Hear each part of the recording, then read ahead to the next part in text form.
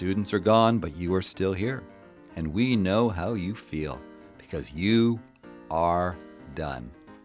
But you have so much work to do to get ready for tomorrow. Good afternoon, podcast listeners everywhere. Welcome to After the Bell, a Stunt Brothers production. A podcast that gets inside the life of a teacher and provides a wellness guide for being prepared to take on this most challenging of professions. I'm Martin Stuvel. And I'm Roy Hunt. And we share your pain, having taught a combined 70 years. The guarantee of this podcast is to make you laugh, make you think, and give you at least one little nugget that you can use in the classroom. So get out your marking, organize your supplies, or just pour yourself a coffee. I want something stronger. And listen, engage, and interact with After the Bell, a podcast for you, the hard-working, dedicated teacher who wants free lesson plans, free advice, and a free meal. Okay, Roy, but I'm not paying for anything more than McDonald's. Hey, Mr. Hunt. Hi, Mr. Stubel. How you doing? I'm doing well, thank you. We're here. This is episode 51. Wow. They just keep flying on by. I know. Reaching out to the world, and whether you want them or not, they keep coming every Monday. Well, you every can choose Monday not to listen, but that wouldn't be good because it's a podcast. Exactly. No, so exciting. And the weather has been, it's been rainy and kind of hard to get out. Yes. Right? Where we are, below the mountains, it is hard to get out because the snow line is quite low, it's though. Cold by our standards, and on the West Coast, and then it's rainy and it's gray. But there's sort of a benchmark temperature. So if it's 5 degrees or lower here below the mountains are going to look the pretty mountains good. are looking amazing. Yeah. Because they're accumulating a lot of snow. We've had so much snow. I know there was one class that actually watches. You can actually on Seymour, they have a camera that shows the depth of the snow. Okay. They measure it. So they have it on in their classroom because it was snowing so much. And within a day, they could see the meters of snow that were coming down. Well, so quite impressive. Well, the centimeters anyway. Yeah. Well, I went cross-country skiing. Oh, good. Cypress Bowl. Yeah. They have a great I love Cypress for cross-country skiing. Cross-country course, and the snow was amazing. I really enjoyed it. I went with my daughter and some friends. Mm-hmm. And I went and I felt good and all that workout, the fresh air and everything. And then suddenly I thought, I think I want to do this more often. Yeah. Right? So more physical activity. Yeah. And I thought about eating healthier because there's been a lot of cookies and chocolate. The post-Christmas guilt. Like I just noticed today when we walked up the stairs to where the box is here, and I carry my big box with all my equipment in, right? Yeah. Normally I bound up there, even though it's quite heavy. You would agree, that box? Yep. I was having to catch my breath. Oh. I noticed that. There you go. Maybe you haven't done enough exercise lately. Maybe, usually I tend to stay quite active, but I could feel it. And I also can feel that chocolate that would be on the table at Christmas time. And I try to walk by it and ignore it, but my hand goes to it. Job. And, but now I put it in the back of the cupboard, and it's January, and it's time to get healthy and fit and get back in there. So get outdoors. Yes. Right? Get fresh air. Yes. Get healthy food. Yeah. And what else could we do? Well, to stay, clear of mind and stay fit and stay, focused in a way that makes you realize that you got another, half year of teaching to do, and we know how hard it's going to be, right? So you've got to find ways to get your mind at ease and get your body healthy.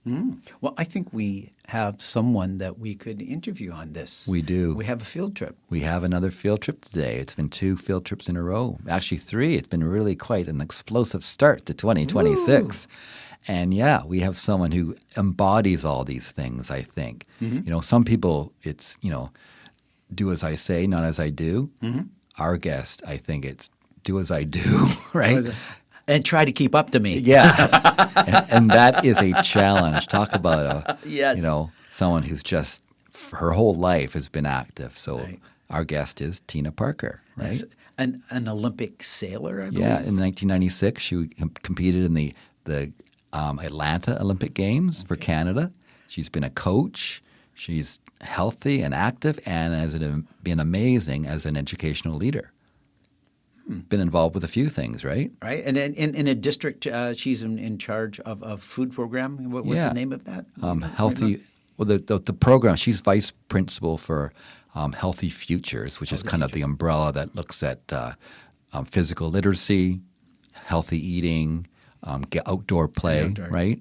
But I think there's a provincial program that funds her, and that's Food Futures or Food Futures. Is that, in terms of dealing with that aspect of it. So I think she is a great person to go talk to hear from, to meet in person, and to feel a little bit of that energy that maybe will help me get up those stairs. I won't be huffing and puffing. Well, I hope we get to sit and interview her and don't have to move when she moves. We might have to. There might be might be difficult. There might be a stairmaster there because we're going to meet her at a school, and there might be just no. We're not sitting for this. Keep up to me, boys.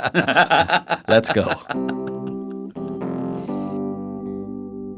So, welcome. This is our privilege to be here with Tine Parker, and I'm going to give you a little more detail about who Tine Parker is and some of her background, but we're going to start with our icebreaker. Great. It's called ABC 1, 2, 3. Okay. And so you just say whatever pops into your head. Okay. There's no right or wrong, okay? That's right. Here we go. All right. So ABC. Roy, So I'm doing the ABC. Here we go. A, Canada or Norway? Canada. Okay. B, passenger or driver? Driver. No hesitation. No prize there. C, sailing or hiking? Personally, hiking as part of a community is sailing. Okay, good. Okay, 1, 2, 3. When you were a child, did you have a favorite teacher? Someone who stands out? Or maybe you didn't, and that's okay too.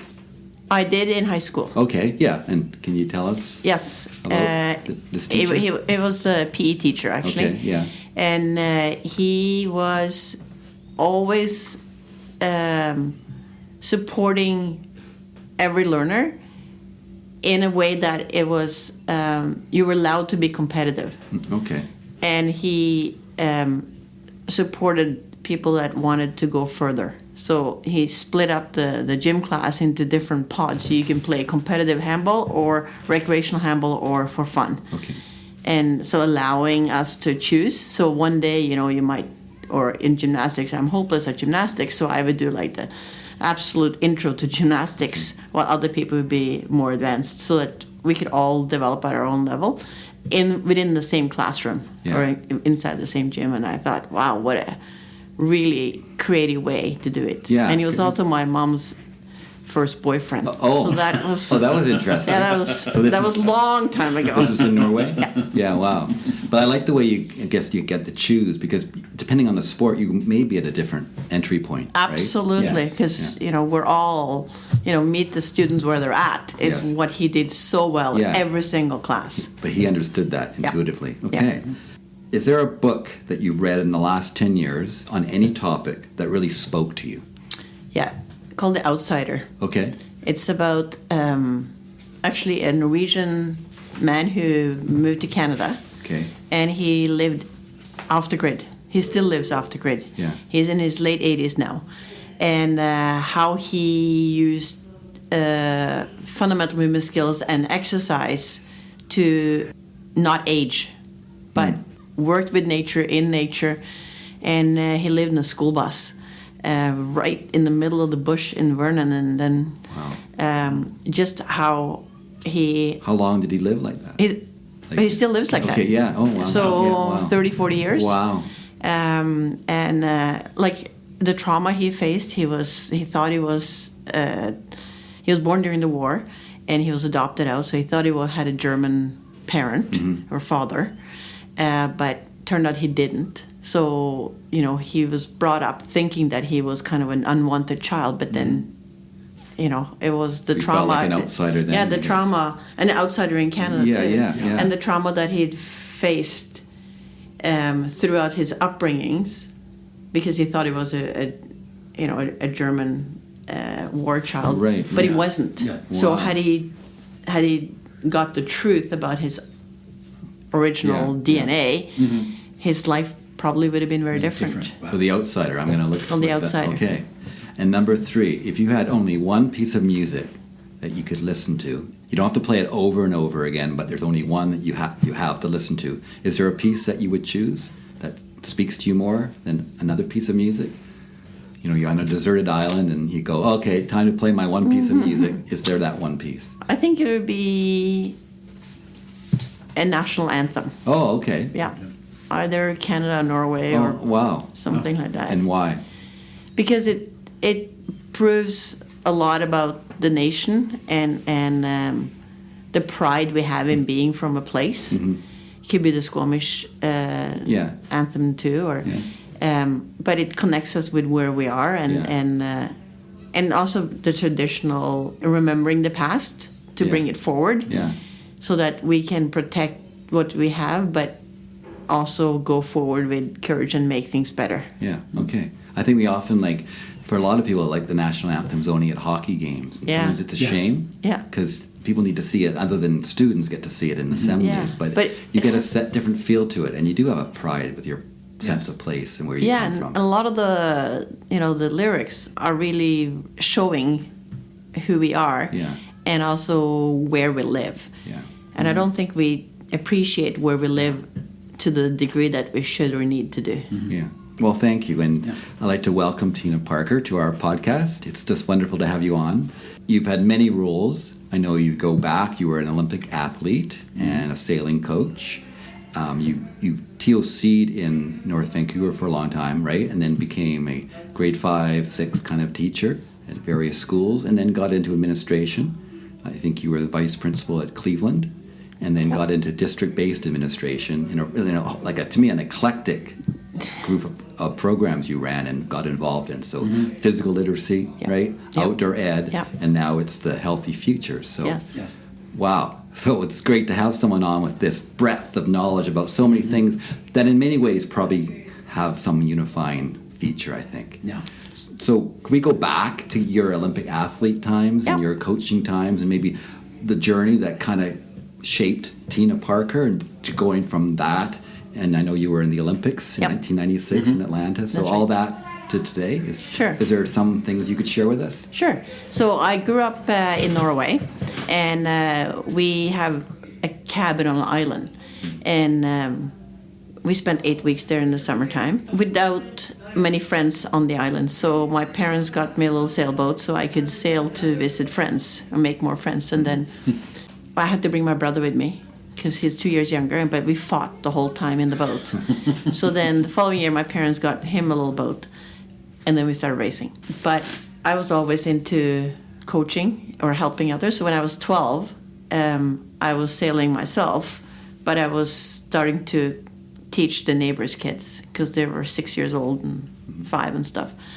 So I have run this little, there's about 40, 50 kids on the island all the time, and so they were on an island. I mean, they need to learn the safety about water, and so I run these courses. I've been running them ever since, and have had multiple now, the second generations of kids that I coach.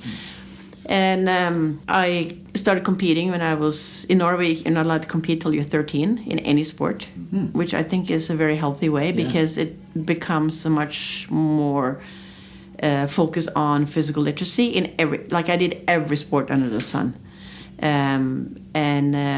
but sailing and cross country skiing were kind of the two good seasonal ones. And then I came to go to high school in Canada as an exchange student. Had a great time, and then stayed and went to university and continued with the sailing, and then continued with the coaching. And coaching was kind of my real passion. I love to teach. I love to share, but I love to learn more. Every day what did I learn from this, and how did the students learn, and how did the kids learn that I coach, and especially the kids that aren't in the mold of the perfect students that sits down to listen to you, but the ones that are more outgoing and often. Our team sports are hard, are the ones that I really love working with, because I'm the same way. I like teams for me, it makes it hard. I like it when I can do it my own way and figure out or learn parallel with others, but not depend on others. So I've had some great connections over the years. And then in 96, I went to qualify for Olympics, went to the Olympics, which was probably the most lonely experience. Because Olympics was so different than what I was used to, because there was only one from each nation. But, we used to be many sailors. We used to be 120. But at the Olympics, we only had 28. Wow. And it was so much security. My brother was there too, which was really good, because he sailed for Norway, I sailed for Canada.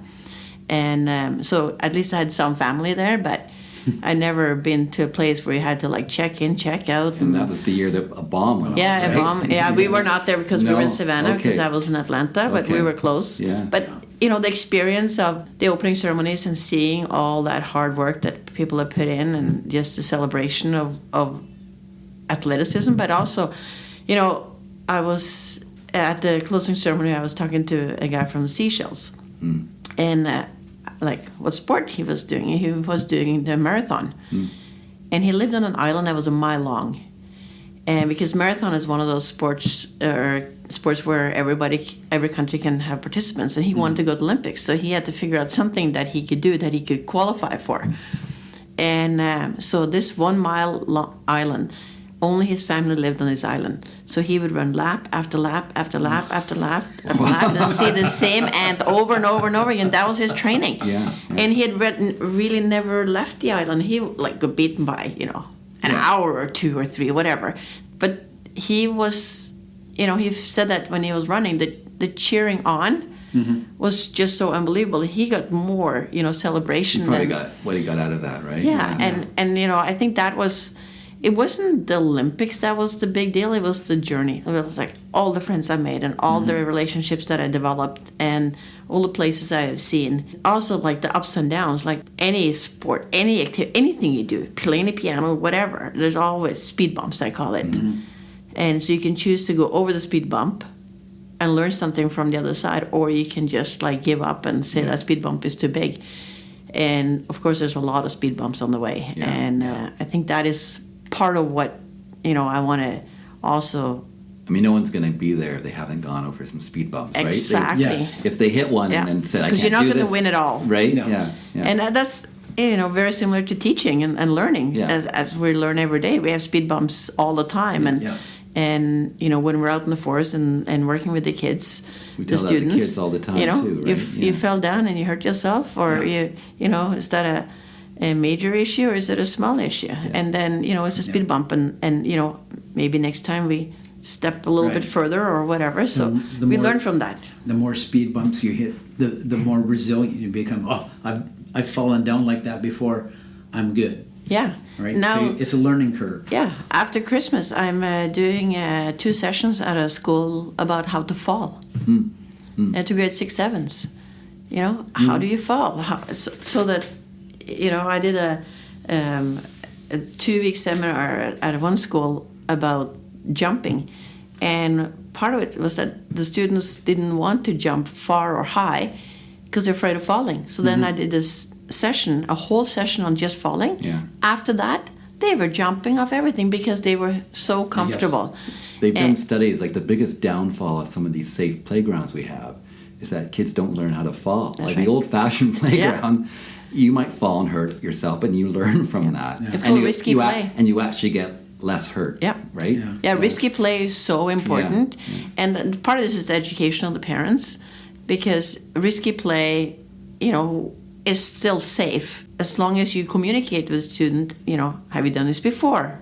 Do you have a way out? What are you thinking about, if you're jumping off something high, how are you going to fall, where are you going to fall, those kinds of things. So teaching the students how to think before they do something improves that ability to make good decisions in life in general when it comes to,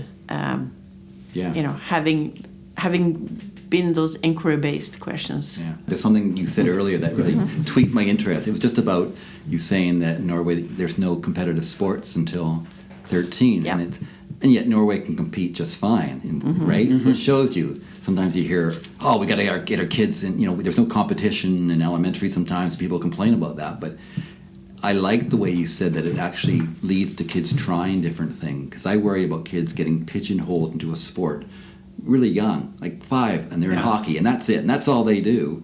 When maybe there's something else they might end up doing and that could build their life, and they don't touch it because they're too much into that. Yeah, and also if you just play hockey, you become physically illiterate in many other things. Yes. Like, can you hit a baseball? Yeah. Can you throw an ultimate frisbee? Can you play soccer? Can you do all the other activities that you're going to do with your peers later on in life? Yeah. And I've been to multiple international events all over the world, and we were with a team from Singapore one year, and the Singaporean sailor, she won the world championships in 15 and under. She was fantastic. And so we challenged Team Singapore to soccer. And she's like, I don't play soccer. We're like, well, we're just going to play a friendly game. And she said, I've never played soccer, and ever. And she was 15. Yeah. And then we said, what's her aspirations now after she won the world championships? She said that was her last day sailing in her life. She was going to do something else because that's all she had done. But, she'd missed out on so much in life, she felt. So, like Norway has an enormous amount of potential in many, many sports, from track and field to golf to soccer. They have Holland. They have a very, very strong national team in soccer. They have cross-country skiing, like every winter sport under the sun. They have swimmers. They have it all. And chess. They have like the best chess player in the world. Right. He's also one of the best soccer players. And I think it is really important if you just have one sport or one activity in anything, and that is not going well one day, then your whole life isn't really going well. Yes. But if you have multiple things, and there's a speed bump in one thing, you can just take a day off and do something else that makes you happy, and then all these activities. And at the top level, like the soccer players or the downhill skiers, they are incredibly focused on yoga and gymnastics and ballet, because they realized in the 90s that they were so stiff they couldn't get down the hill. So when they introduced that ballet and the movement skills and the flexibility, their skiing became so much better. I like that approach to the holistic child. Because I think we can actually approach other things that way too. And correct me if I'm wrong, but I think in Norway, it might be another Nordic country, where even like reading, they actually don't really officially teach it until they're 7 years old or 8 years old, and yet their reading levels are phenomenal. And they're exposed to literature, and but they don't worry about every little nitty gritty. They just expose them to books and love of books, and parents are doing their part. And it shows you sometimes, we got to get this kid to read when he's 4. But then they're so focused on that they really get a joy of learning, and does it then translate to something else? Yeah, and is that reading that is authentic reading, or is it reading just memorizing words? And we actually, on Friday, on our Pro D Day, it was about literacy. And the speaker that was there from Delta, she really focused on spending time with words. And I was at school here yesterday, and a student came to me and said, can you help me with some work? And there was the word sophisticated. And he didn't know what that word meant, but that was one of the questions. And so the speaker on Friday said that there was a math question in Delta, because they do a kind of district-wide math question or test. And there was a word, cease. And most of the students didn't know what the word cease meant. It was, I think, grade 10. And all the kids skipped the question. Because of that word. Because of the words. So just the playing with the words and learning new vocabularies, and that's relevant to what you're reading and doing novel studies and cross-curricular. I mean, words are so fun.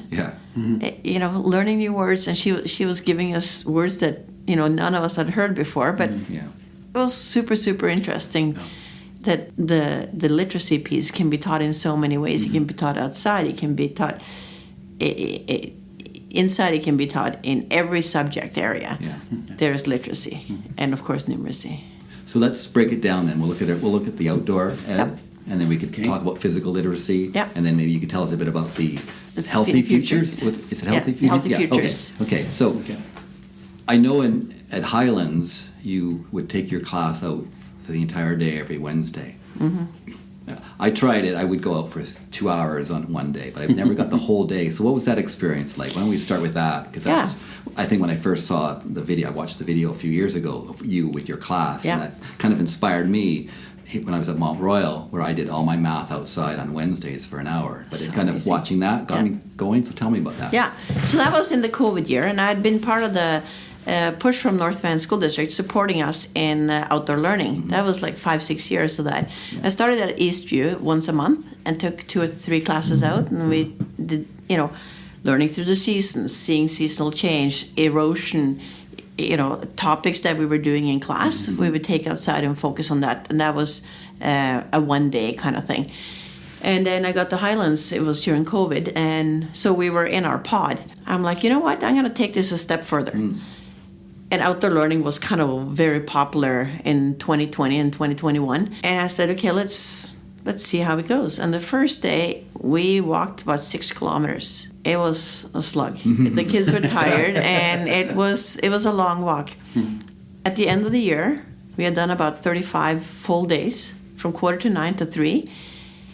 We were up to 18 to 22 kilometers. Wow. And so one topic, we were doing the rock cycle. So we started at Cleveland Dam, and we walked to the beach at Ambleside. And we watched the rocks go from large or really large rocks to sand. We were doing grade 5, so it was a grade 5 class. We were doing the skeleton. So we were out in the forest. The students made the skeleton with sticks and rocks. And the details they put in and the knowledge they had. We'd already done it in the classroom on paper and that kind of stuff and looked at it, but now they could show their learning by moving, and they could look at themselves. How many joints do I have in my finger, that kind of stuff.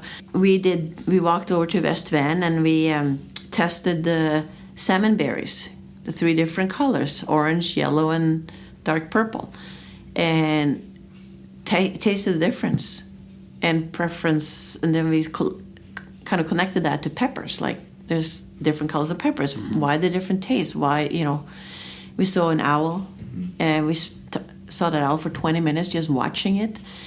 The learning that the students did, the hands-on experiential learning, became so deeply important in their learning outcomes, in that they were able to express orally. Mm-hmm. We had an oral story every single time. So we were walking along the path, and there's one big rock. So the students had to make a story about this one rock. And there were a whole variety of oral storytelling. So indigenizing the curriculum in such a positive way. Mm-hmm. And I remember one student said, there was an asteroid coming down from above, and there was a group of indigenous people that were walking on the path, and the trees saw this big rock coming down, and the tree's branches grabbed the rock and put it beside the path to protect the people. And that's why the rock ended up there. It was unreal. The students also did art and created, and they learned to build, and that knowledge. They're now in grade 10, that group. They come and knock on my door, and they say that was, such an important part of their schooling, that, their outside and their outdoor time is still part of what they do. It really became part of who they are. But also they gelled as a group. Because there are different kids walking at different speeds and always different, which allowed them to get to know each other in a totally different level. And there were, of course, no electronics, no nothing. Yeah. We just had what we had. Yeah. And I remember... And it was rain or shine?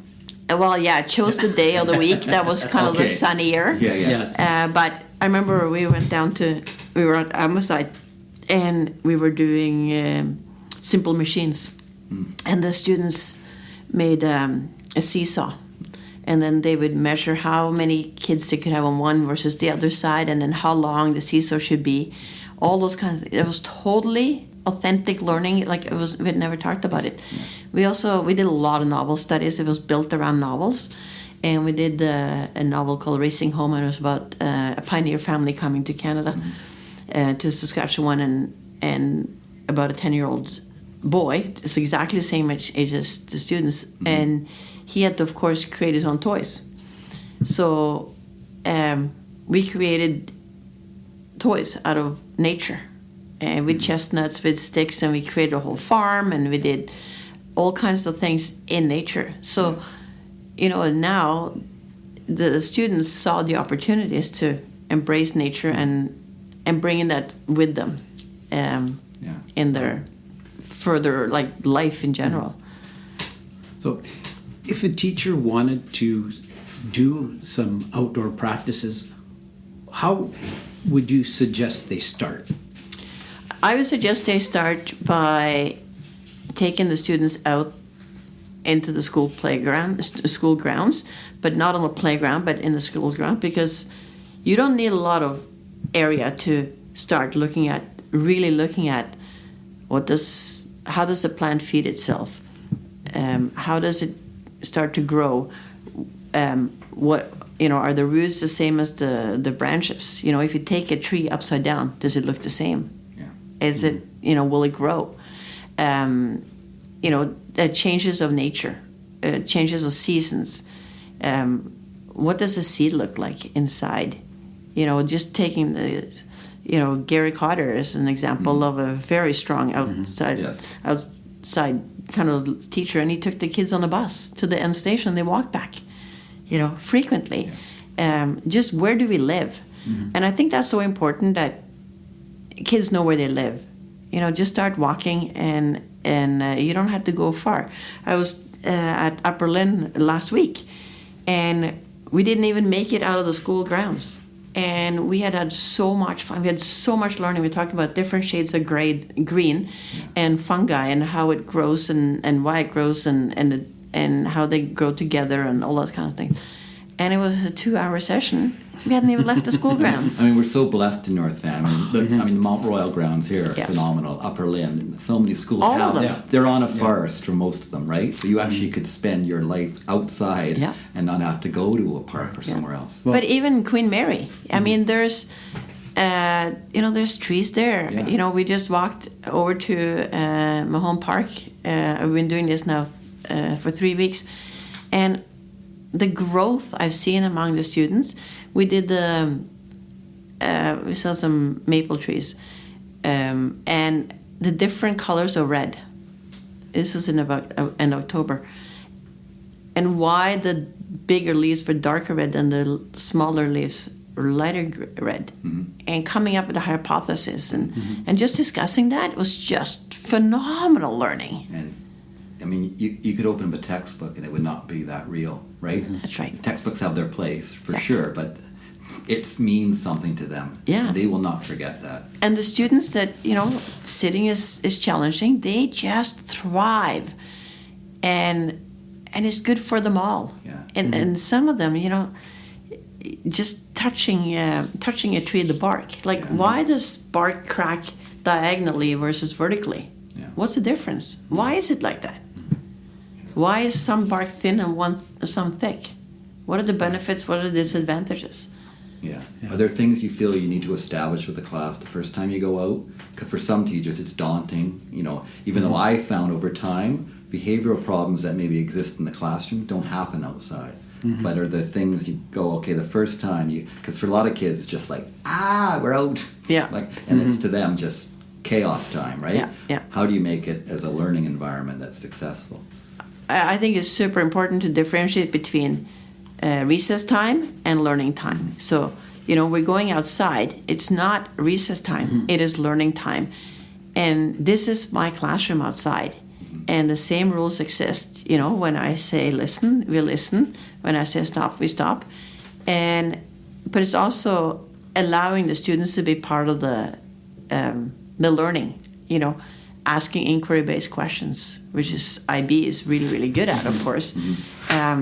and open-ended, because the kids are so much more creative than on a piece of paper, and the number of answers that we get outside are so.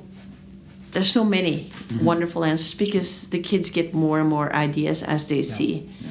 So I think, safety is number one, of course. So there has to be safety. And I always, before we start, everybody has a startup buddy, I call them. And it's not a friend. It's one person in the class, so that, if my best friend and I go missing together, then our startup buddy is someone else. Right. Because one of us is more likely to be there. Animal awareness too, of course, is important. We are pretty loud. That's the best deterrent. There's no question about that. I was with Upper Lynn the other day. We went up towards the forest there, and there was not even a squirrel around. I think they could hear us come. Yeah. So but really watching also as a teacher, students being creative with materials. And I think that's so important, because if they find a stick and they start developing, like I often do, like a shelter for an animal, creative shelter for an animal. What would it look like? Where would you put it? Is there an exit in case another animal comes in to chase them? All those kinds of things, I can ask as we go aware along. in your space. Yeah, and being able to create something with their hands. Yes. The learning is that much stronger. Yeah. Well, and I think one of the important things, I know when you take some students out for the first time, many don't want to touch anything. They get their hands dirty and they wipe them on their pants. And to make that breakthrough when you see an insect, instead of going ooh or cringing, that you start asking questions. Where do you think it's going to go? And why is it moving that way? And my hands are dirty, but I don't care. And all of those, feeling the soil, and that kinesthetic sort of movement, hands-on approaches for so many students, that connects with them more than being taught in a classroom. Yeah, there's in McKay Creek, there's an area where there's incredible clay, like such soft clay. So we went there and we felt this clay, and we developed, little structures with clay, and, kids came back fully clayed. But it's also like for our new Canadians, the ability to learn outside, being able to touch the leaf and say this is a leaf, and learning the language that way is a very, very proven, a very strong evidence that is a great way to learn. By doing and moving and seeing and touching and using all your senses. Yeah. Don't you think it puts the scientist back in the child? Because I think we're born scientists, actually. You look at any 3-4-year-old, they're just exploring, they're doing experiments in their way. And then suddenly we put them in the classroom sometimes and say, here's your science lesson, answer these worksheet questions and get, don't bother me. And what happens? They learn to hate science, but kids are natural scientists, and you put them outside and you see that. But I also see, I see the new student teachers coming in too, with great ideas and through all the professional developments that is available, our teachers are incredible, and our students are so lucky. I mean, the care and the creativity I see, it's mind-blowing. North Van is amazing, our staff. And that's a big part of this podcast, is to celebrate that, right? My gosh. It's amazing what's going on, and we want people to know about it, right? So how can teachers tap into the local resources like parks and gardens and things?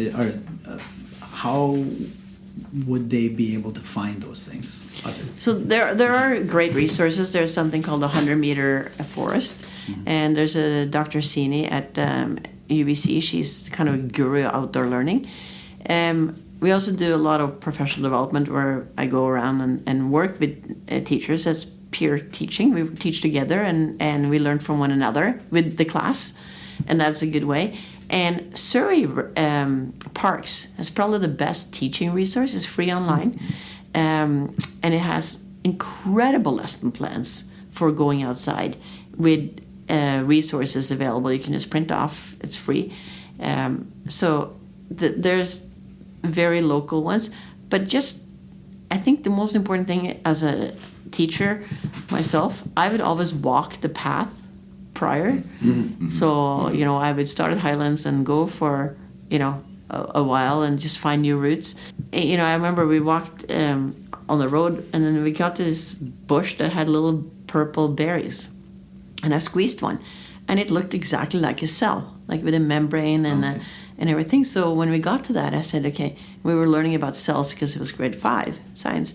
And then everybody took this tiny little berry, and we just squeezed it. And then I said, okay, now tell me all the parts of the cell. Label them, like in your fingers. And the students just got it. It was so incredible to watch. So as a teacher, if you're curious about it yourself, then that is, most of it. It's contagious, right? How does this work? And I don't know the answers. No. Yes. And that's okay. And I tell the kids, okay. I said, if Google knows the answer, there's no point in asking it. But, if you were a seed and you landed in the ground, would you want to grow your roots out or down? Because if you grow out, you grow faster. And then you can grow further up, which means you get the sun. If you grow down, you grow slower. You might not make it. Yes. But if you grow out, you're going to be toppling over. So what would you do? So we have these discussions, and then the students had to come up with their own hypothesis. I don't know the answer. But they see that curiosity in you, right? Yeah. And that's why I love this job, because, if you treat it right, it never gets boring. You're That's just right. curious with them, You discovering. learn every day. Right, yeah. And they see that. Yeah. Right, yeah. And, the students that have the most outside-the-box thinking are the ones that are going to make it really far. They will. Like They will, Bill yeah. Gates did not follow every single in-the-box thinking. No. And that's what It I only just gets you love down the about street, yeah. working with kids, because it makes me think too. Yeah. All the There's time. always someone has a different way. You go, That's right. I hadn't thought of that, Yeah. right? And, as a teacher, you often have like, this is my lesson plan. I hope the lesson plan doesn't go to the very end, because there's always, It never kids have will, 100 good reasons. Yeah. We were doing multiplication of double digits in my grade 5 class. And I challenged one of the students to come up with different ways to do double-digit multiplication. And we came up with 11 different ways, because we did some research for different countries and how they did it. So we had a multiplication test. And instead of doing it one way, they had to show me 5 different ways. And students that, found math difficult came up with the answer in 5 different ways. And another student could be doing the other 5, but as long as they came up with the answer. Yeah. Why not? Exactly. Yeah. And it's just our brains are differently wired, and that's to be celebrated, oh right? gosh, That's it what was makes us so stronger. cool. It was so cool, and they learned from each other, and But often kids don't get that chance to celebrate it, I think, right? Not Yeah. in North Van, of course, but in many places, sometimes in the classroom, it doesn't happen. That's right. And it could be a cultural thing too. For sure, but then they lose that confidence about learning, and Yeah. they're pigeonholed into a certain spot, and then we all lose because of that. Yeah, I think that's outdoor learning does a lot to help all learners Yes. in that aspect. It builds self-confidence and self-esteem and stewardship and And mental health too. Yes. I think the Japanese talk about forest bathing, right? There's something about It's being medicine. out, right? It is. It really is. Yeah. it actually chemically changes your body when you're outside in the forest and moving. I've always called it my church, to go out hiking and stuff and be in the cathedral of trees, because I could be worked up about something else, and once I spend an hour on that trail, it's gone. Yeah. And I think that's why it's so important, where you see students who are actually afraid of the outdoors or afraid of many things, and is trying to break through that to show them that there's nothing to be afraid of if you're paying attention to what's going on. And it's hard, because there are a lot of students who don't go outside enough or don't go outside at all. Yeah, it's not more than a couple of years ago I was at a school and I was doing outdoor learning, and we're walking on the sidewalk and we're walking into onto a path, so stairs down from the sidewalk, and a student said no. I said, what's the problem? Oh, I'd never been off a paved road in my life. And I held the student's hand. And then after about 20 minutes, the student let go of the hand, and at the end, we were doing log rolls down the hill, and this student was totally into it. Yeah. Not a problem. But had not been exposed to it before, and just needed that a little bit of support, and then it was almost like fit you were perfectly. telling him, go in the middle of traffic there and play, and he was going, what? It was so different for him. Right? Yeah. So, but also, this is part of education of parents too. Yeah. Yes. Because it's not for all, but when we see the incredible research and the evidence that outdoor learning and being outside is like you walk it off. It's so good for your mind, your body, for everything, and it's so important for the family, and for the connections. Just walking side by side with someone and talking is way less intimidating than face to face. So I talked to the students about that, and we're going to go for a walk and talk. Yeah. But you don't have to look them in the eyes. Yeah. And that is really that's comfortable. Really powerful. It's very powerful, and then you're more open and more, because you don't need to see the reaction. Yeah. And you're so worried about that reaction, I think, That's right. sometimes. Yeah. No, it's very good therapy. Yeah. And I think we need it more than ever because we're not going outside, right? No. We're online. We're not exposed to that. Like I think of my own childhood, I would be outside, right, all day long until you had to come home for dinner, right? Until it got dark. And no cell phones, no one worried about it. And people have this worry that somehow it's dangerous, but the most dangerous things we all do, I always say, is get into a car and go for a drive. Like that, statistically, there's not people out there getting attacked by bears, and I mean, it happens, of course, but it's so rare compared to being part of the modern world, right? And health is the biggest obstacle to our healthy life. Is obesity and diabetes and all the things that come with it, and it's from being inactive. It is. Yes, some people do produce cholesterol and they get heart attacks and they're super healthy, but we can support ourselves so much better by being physically active. Yeah, so that's a good place to kind of go, good right? Segue. Look at the same thing. Literacy. Let's get to physical literacy. Into physical literacy. So when we hear those words, what does it mean to you, physical literacy? What do you think of it as? Physical literacy means being able to move and to do things you want to do throughout your entire life. Mm-hmm. And it doesn't mean that you stop doing something because you get older. You might just do it differently. Like if you play hockey when you're young, it means that you still can play hockey for fun or go skating down for free at Lonsdale in the wintertime. Yeah.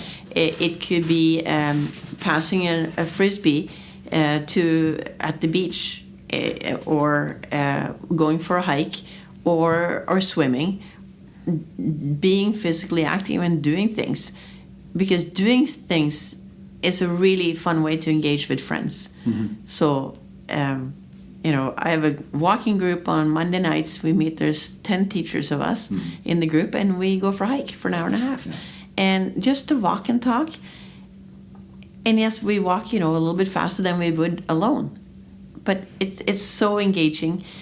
But it's also when we get older, knowing how to sit down so we don't fall and hurt ourselves. Also knowing how to fall. Knowing how to hop, how to jump, how to go out on a trail and walk over the roots instead of falling on them, and walking backwards. Balancing is so important. I'm working with our kindergartens right now on balancing and how to kick a ball, or how to pass a ball. You have to be able to be on one foot and have full balance to be able to pass the ball to someone else. And just that one hop and a slide with your foot, that is part of what we need to teach. And what they say is now, give a kid a phone, they know what to do. Give them a ball. They have no idea what to do. And we've been so very fortunate in North Van. We have great connections with the tennis centers and tennis clubs, and we go down and pick up 2, 3, 4, 500 tennis balls, bring them into the schools. Kids have access to tennis balls, soccer balls.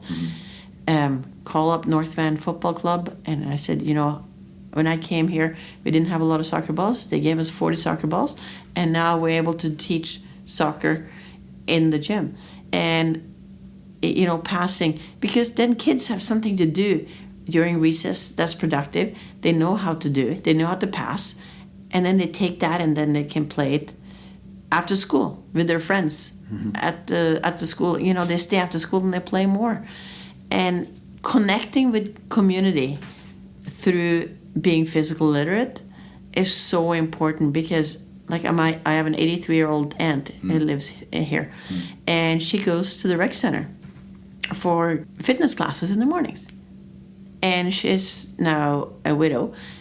She's making new friends all the time. It is so important. Yeah. And she's very physically literate because of it. Yeah. But she's also staying super fit through her friends. Now they have this biking group, and they bike between 60 and 80 kilometers 3 times a week. They're all in their 80s. Yeah. Some of them are almost 90. Yeah. Some of them are in their 90s. Yeah. And just being physically active engages your mind, engages your body, and you become more positive. I was just reading this New York Times article about Dick Van Dyke. He's about to turn 100. And he still dances, he goes to workout classes. Yeah. And the big part, he was saying, he stays social with friends and stuff. And he's got no signs of dementia or anything at 100. And they say often when you're alone, dementia tends to come on as well, right? So it's all interconnected. Yeah, I was with my aunt this weekend, and one of her friends, she turned 100 in October. Her name is Ruth, and she's in the outdoor club. They do hikes all the time. She knits for the homeless, toques and mittens, like unbelievable, beautiful stuff, and sharp as a whip. Yeah. And she lives by herself in a triple. She has 3 stories in a townhouse. Yeah. She can do anything. Yeah. And it's because she doesn't stop. And you got to keep moving. Yes, keep moving. And that's exactly right. A lot of people, they feel a few aches and pains and they stop. Yes. That's the biggest If you don't mistake. use it, you lose it. You do, yeah. So what are some of the developmental milestones for elementary school children that should be focused on? Well, we do have, we're actually using the Sport for Life program, which has different physical literacy tracking sheet of where we want to see our students go and learn. So balance, hopping, skipping. So the cross-lateral is really, really important, so that the students know how to hit the baseball bat across the center line. Because most sports and activities you want to do cross, except swimming. It's kind of only one where it's kind of very linear. Like throwing, for instance. We think kids can throw, but we can teach them to throw a lot better. And if they can throw a lot better, a lot of the games we play, everybody can participate. Yes. If you play certain games and you don't know how to throw, you're going to get out all the time. Yeah. So as teachers, it's our obligation to teach how to throw, and that will also then build the confidence and the competence, which is a physical literacy, so that students, might engage in extracurricular activities such as basketball because they know how to throw.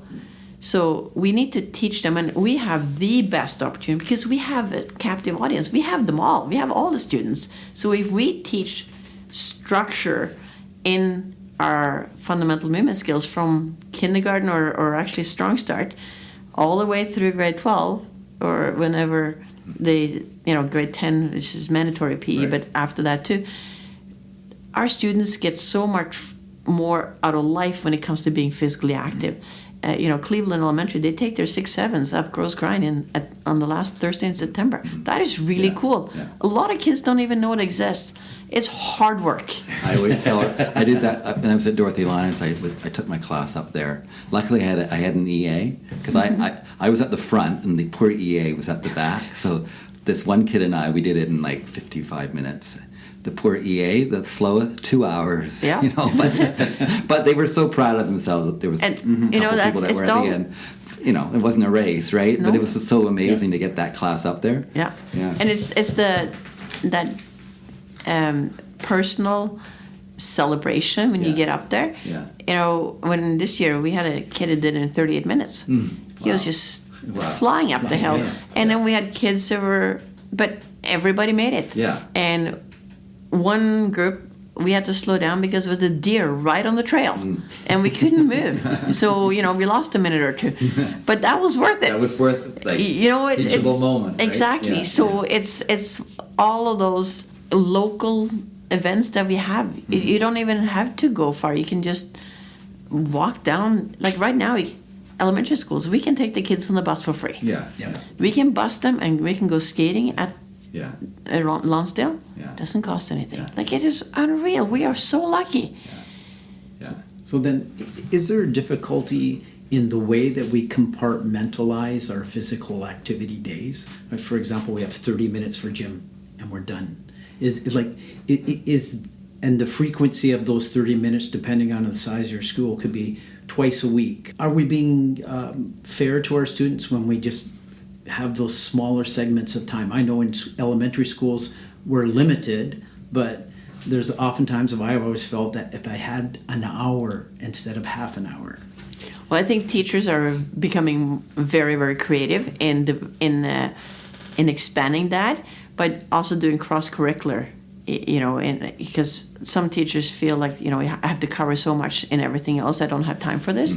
But by doing cross-curricular, like social studies, for instance, doing language and social studies as one, because social studies is so language-based, so you can do a lot together there. There's so much teachers are now doing together, so doing 2 classes together. So at Cleveland, we often have 2 classes, which means that they did an hour of PE instead of 30 minutes, or stations.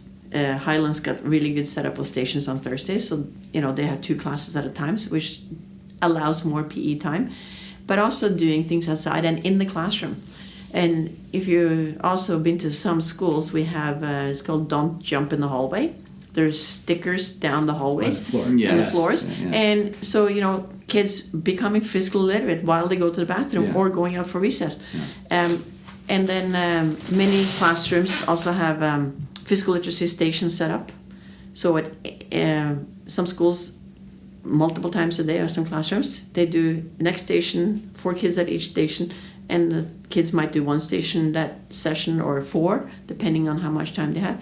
So developing those skills, there's endless places, really. And it doesn't have to be an hour, but it can also be, you know, let's do an hour, just do 2 classes together, because we can work on, or, you know, I have a grade 5 class, you have a grade 1 class. The grade 5s are going to practice, you know, how to teach kicking to the grade 1s, because when somebody can teach it, they can actually do it. And all those kinds of collaboration and learning together, we do have. Roy and I have talked in the podcast how, you know, we often look in the classroom, though, to solve every problem. So sometimes maybe we should look back out again at society. So are there things that parents should be doing more? Because a lot of this comes from sedentary behaviors at home, right? So if parents are listening, what would you say to them to get their kids off the phone, whether it's outdoor learning or physical literacy? What can parents be doing so it's not all on the class? Parents can take an active engagement in their students and what they're learning at school, asking, you know, what are you doing in PE? Oh, we're playing soccer. Okay, teach me how to kick the ball. You know, go to the park, go to your, even like, you know, how do you aim for a certain, for throwing, and go for a walk, engage with your students. You know, walk to the grocery store. And I think that's really important, because walk to school. Walking. Yeah. And, you know, we see kids being driven around the block. Yes. And, you know, I'm trying to support the district in making our community more walkable. And it has to start with the parents. Yes, yeah. Be a role model, you know, instead of like we don't have a TV at home, so we never watch TV. Mm-hmm. But the other day, my son, who's 21, and his girlfriend, it was after dinner, and it was like 8:30 at night, pitch dark. It's only a week ago. We went for a walk at Cleveland Dam with a flashlight. There you go. It was so fun and so scary. But that just, brought out something, something new that, get a flashlight. Yeah. It's we have, reflector vests and that kind of stuff, so it's safe and on the streets. But even it's so easy to just stay at home and stay inside, or, sign up for a class together, like a dance class or taekwondo with your child, or go to a swimming pool. Do things that are in your neighborhood.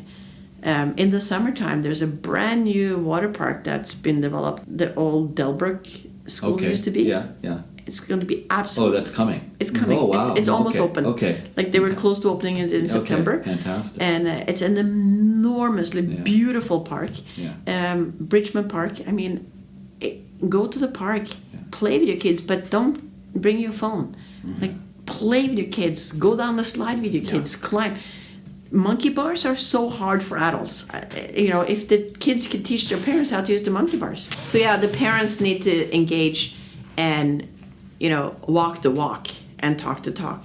So if you say, let's go for a walk, you walk with the kids, explore with them, stop and play with the, build something, or, if you bring a skipping rope. Skipping ropes are hard. Yes, they are. Get some skipping ropes or get some ropes and then do a minute together. And I think once kids discover it, they actually want to do that. Oh, yeah. They'll put the phones down themselves. They discover that they feel better mentally and physically. And the parents do too, right? And then you connect in a deeper way. Because there's even more and more families, and I know your family does this a lot, Roy, are playing board games, right? They're sitting down, they're realizing they're talking, they're laughing, they're doing problem solving, whatever the game is. There's so much going on that they had forgotten how to do that. Yeah, we're playing more card games now too. Yes, I love card games. Yeah. So how would you support a teacher who's having difficulties with multi-range classes where you have students who are in soccer, high-level soccer, you have students in high-level basketball, and you have students who don't come out of the house.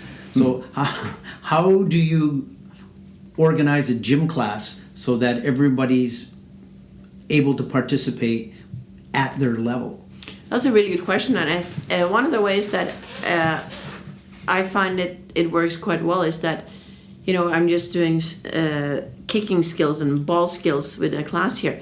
Everybody has a ball, and that means, so I set up drills and skills, and so if everybody is doing a drop kick, one kid can kick it with amazing accuracy, and one kid can barely hit the ball, but they're all working at their own level, and they don't even see what the other person is doing. They're so focused because they have a ball and they have a skill to try to work on. We're doing floor hockey, for instance, so we have some really good hockey players. We play with tiny nets, so they have to be accurate, or it could be, you have to pass 4 times, or you can have teams that are set up so that, if I want to just learn, I'm on one team, and then if I want to play ultra competitive, I can split the gym into 2, so that, the ones that are at that level can also improve, and the other ones, and it's also teaching each other. So Sally, who's really, really good at soccer, is going to teach Adam, who's learning how to play soccer, because that ability to be able to teach someone is going to only improve Sally's skills too. But I think equipment for all, because there's nothing more boring, when we're playing soccer and one ball and 24 kids, and one kid gets really upset because they never get the ball. It's way more fun to develop those skills if we have tinier games, 3-on-3, or everybody has the ball and we do skills. And we did that at Cove Cliff last year. We did the skill development at recess time. I set up stations, and we ran skills for every single recess, or 3 recesses a week for months. And the improvement among those students was phenomenal. Wow. And that included kids that didn't have any background in soccer. They developed the skills to feel confident to join the North Van Football Club, so they could play on the outside. Yeah. And we had just had a friendly game of soccer between two elementary schools the other day, between Ross Road and Covecliff, because they both like soccer at recess. Yeah. It's not teams. It's Yeah. just... Yeah. And we're doing the same thing for floor hockey now through the Junior Canucks. So I think having equipment, everybody working at their own skill, it's almost like meet the students where they're at in physical literacy. Yeah. Because there's nothing worse than playing basketball and you have no idea how to shoot the ball. Yeah. And then other people are so good at it, right? And then Yes. you just It's try to intimidating. hide. Yes. Yeah. Roy and I talked about when we were at Dorothy Linus and when we did track and field. We actually did it during the day and we took smaller groups. We had EAs involved, the administrator was involved, and so kids just rotated through everything. And it was so much better because a lot of kids tried things they never would have tried and then went to the track meets and got involved, where before they would have heard, high jump practice, and they'll go, I can't do that, I'm too short, or whatever it is. And it just, I think we need to expose kids to as many things as possible and not pigeonhole them in so early. Yeah, there's so many opportunities. We're also starting something called One Ability Games. Okay. It's happening on June 9th, and it's like a swan guard for students or diverse learners. And it's going to be at Sutherland, K through 12, and it's going to be a celebration of sports and activities. And we're working with the National Sport Ability Group, and it's run by the student leaders at Sutherland. There again is that celebration of what we can do. Yeah. So it's going to be, boccia and running. Right. And and it will be our first time this year doing this. Well, it's interesting because oftentimes a student will say, I can't do that, I don't know how to play that sport. But when they find out the skills that are involved, they say, this involves throwing a ball. I can throw a ball. Yeah. And so when it gets broken down into the components, then the students say, okay, I'm willing to try it. And so the sampling of trying many things to find out, these are the tools, these are the skills that I have, and I can do that one easily, and that one's going to be a little harder, and that one I don't know yet.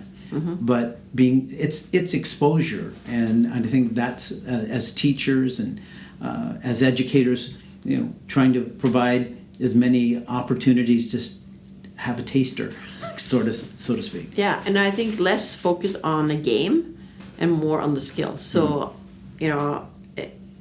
when I was in the classroom, I was every Monday and Tuesday is physical literacy. That's our PE block. It's not a games block. It's not a competition. It's developing skills. And also all the students knew.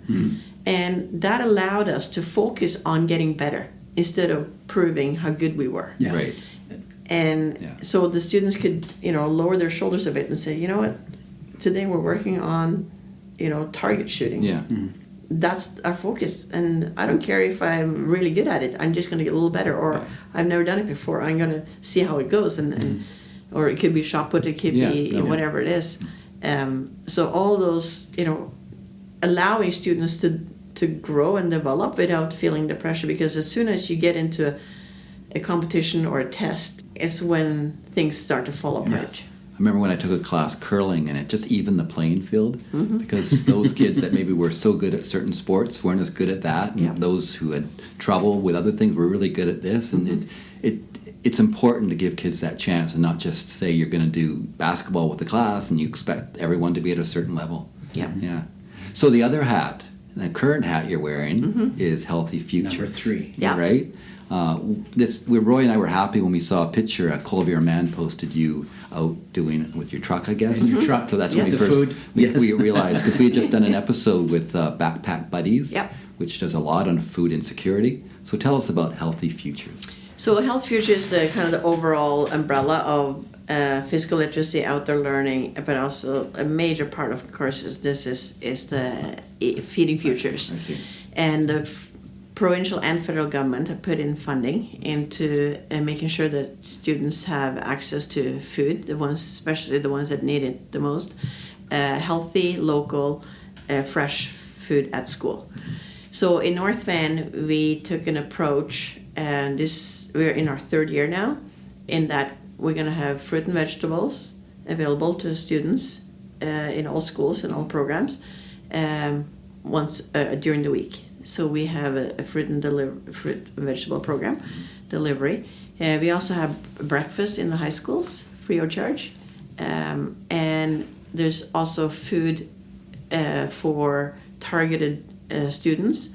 But anybody who needs food, there's food in the schools, either in the office or in choices rooms, or some schools have universal lunches, like two of the elementary schools, Lynn Valley and Clove Cliff. They have every Wednesday they have the same lunch for all the students: bagels and cream cheese and cucumbers and fruit. And because food is part of our being together, it's also an equalizer when everybody has the same access. And it's fun to share. It's fun to talk about. It's fun to learn how it works, and it's very much important of building those strategies for living a healthy life. It is, yeah. Because if you understand and the importance of healthy eating, but also having access to it, we've also been very, very fortunate to have incredible community support through organizations such as Food Links and COBS and the Food Bank and Quest, who support us in so many different ways in us having access to food. And part of this is the education of our indigenous knowledge. And so we have multiple smokers, closed smokers in schools, such as Lynn Valley. They have the smoker. So one of their teachers is very engaged in bringing food and using the smoker. So they're smoking salmon, and in Oslahan they're using their elders to help, teach the traditional ways of preserving food. And the Oslahan group, they can pears in like lots and lots of jars, and they made their own stickers. They're giving them away. We have dehydrators now, 15 large dehydrators with 12 trays. So schools, we had delivery of plums, tons of plums, like thousands of plums. And so some classes, they split them and put them in dehydrator, and they're unbelievably good. So all those kinds of food literacy skills are now possible in the school program because we have access to food. We're also supporting, certain families where there's food insecurity, and that group is unfortunately growing. We have an incredible relationship with the food bank, and we support them because we often get too many deliveries, and I will drive things down to them, and then if we have families in need, or we can help manage it's not easy to figure out how the system works. We also have those community dinners at Carson Graham once a month, put on by Rob Olsen and his group. And he does great with that. And we're able to find food and that kind of stuff. So it is such a pleasure to be part of a system that supports healthy lifestyles, with also the resources. We have the best staff doing in the Feeding Futures program. We have a Red Seal chef. We have who's just creating incredible lunches for students in 3 schools, and at one of the high schools we have 60 to 80 lunches being delivered every day by an in-house staff. She's making first breakfast for between 100 and 200 students a day, free of charge, and then she makes lunches, and the kids are just so lucky. And that way we can include culture, we can include different needs, and some kids want certain food that is easy to chew or whatever it tastes, everything, and they're able to do that. And did you say the high schools have a breakfast program? They're the ones that have the most breakfast programs. Like every high school now? Yep. Okay. So almost every high school. Okay. But there's food in every high school if a student needs it. Mm-hmm. But like Carson, Sutherland, Windsor, they have breakfast programs, like full breakfast programs going. Yeah. And at Windsor is run by students, which is student voice is so important. Yes. Yeah. Sutherland is run with a combination of staff and students, and at Carson is run by staff. Okay. Mountainside is staff, but it's 3 meals a day Yes. Wow. for all students. And it's based on the need of the school, but also the need within the school. So there could be certain kids that need it, so they know where to go, Yeah. and other students don't need it. So, but there's always food available, and that has been an incredible. It supports students coming to school, and with the soft start, especially in the high schools, breakfast is from 8:30 to 9. So students are coming, they are eating, they're socializing with their friends, and they're ready for school at 9:10. Yeah. You can't learn on an empty stomach. No, you right? can't. You can't. Nothing. Doesn't matter how good your program is. That is right. Yeah. And I think that so we have had families reaching out and said, you know what, my child never ate breakfast at home, and now I know they get breakfast, and I feel really good about that. Yeah. Now it's we're not getting enough money so we can have like a lunch program for all students, but you know what, we're the only G7 country without one. So I'm really proud of the governments, in plural here, for stepping up to the plate and seeing the importance, because if students are fed, they are more able to regulate, Absolutely. able to learn, have more energy, and they become the educated citizens that we want. and we benefit from it. In so many ways. So we get that back. Any money spent, we get back, right? Yeah. Well, and I love that idea, because the attendance at schools is at all-time low compared to previous years, except for COVID. And so the excuses that students have, it's kind of the veneer of, well, the social thing, I don't want to do work, I don't have any food to eat.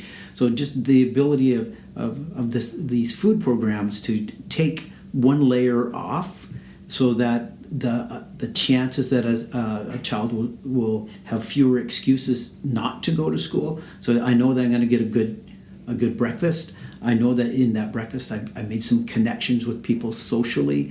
So it's almost like the assistance of reestablishing kind of a connection to the school that somehow has been broken for a while for many students. There's absolutely no doubt that connection is almost number one. If you have a connection with somebody at school, and you know that they want you to be there, you are more likely to come. That kind of sense of community, and I think that's really important in the surveys that are done too. Like, do you have an adult that you trust at school?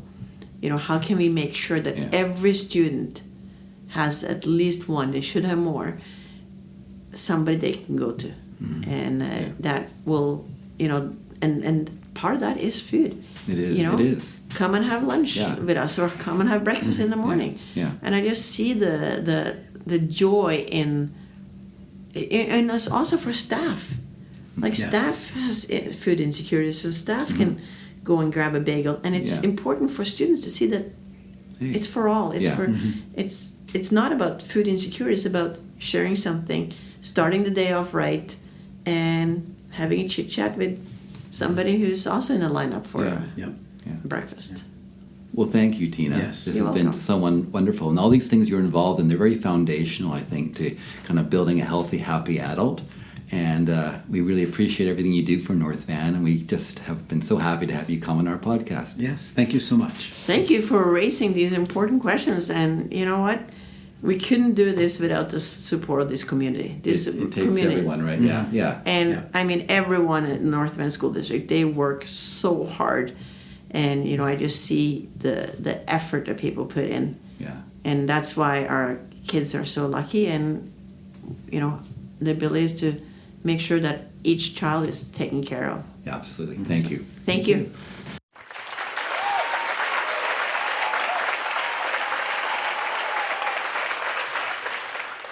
Well, there you go, Tine Parker.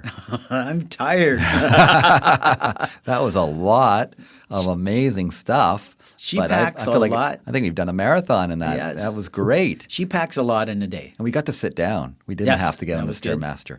But she does do a lot, She right? does a lot. And what I really enjoyed was hearing her stories, sort of how she started out in sailing and then getting to where she is right now in North Vancouver, in the district.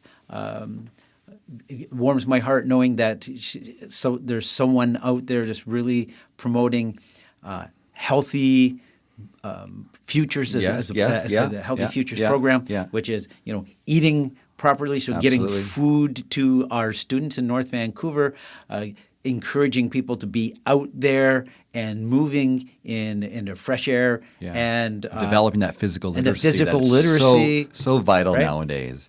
And these things give me hope, right? Despite AI and all the takeover of online world, I think there's a pushback we're recognizing, especially places like North Van where, we have this beautiful outdoors, right? Yes. There's no excuse not to get outside at any school here, right? That's right. The schools all are on part of what's in many parts of the world would be considered wilderness, right? So we're very fortunate, and it's important that we realize this is as important as any math lesson, as any science lesson is to get outdoors. And you could do your lessons outside. That's it. You can have your math and you can have your cake and eat it too. Science right in your outdoor experiences. Just make it a healthy cake. Yes. Thanks, everyone. We'll talk to you next time on After the Bell. This podcast is organic, taking shape with each episode. Building resiliency for teachers everywhere. That sounds great. And our website is stuntbrothers.ca. That's stuntbrothers.ca. We will chat again. After the bell.